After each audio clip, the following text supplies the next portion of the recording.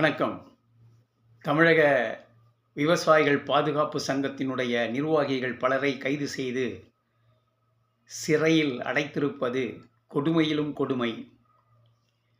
தைத்திங்கள் பொங்கல் திருநாளில் அந்த உழவர் பெருநாளில் அந்த உழவர் பெருமக்களை சிறையில் அடைத்திருப்பது கொடுமையிலும் கொடுமை. இதை நான் வன்மையாகவே கண்டிக்கிறேன். தமிழக அரசை உழவர் உழைப்பாளர் கட்சியின் சார்பில் கேட்டுக்கொள்கிறேன். இவர்கள் அனைவரையும் நிபந்தனைகள் இன்றி உடனடியாக விடுதலை செய்ய வேண்டும்.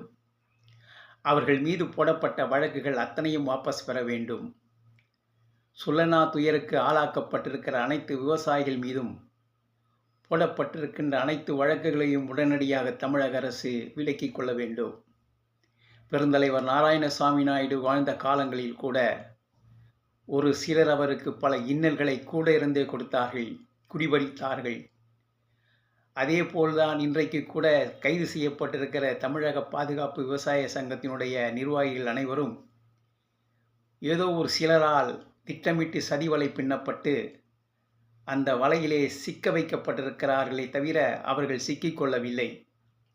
ஆகவே வெற்றி அவர்கள் பக்கம் துணை நிற்கும்.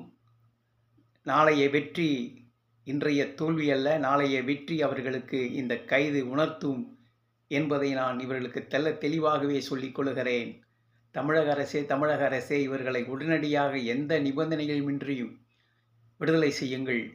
அவர்கள் மீது போடப்பட்ட வழக்குகள் அனைத்தையும் வாபஸ் பெறுங்கள் என்று இந்த தமிழக அரசை உழவர் உழைப்பாளர் கட்சியின் சார்பிலே கேட்டுக்கொள்கிறேன். நன்றி, வணக்கம்.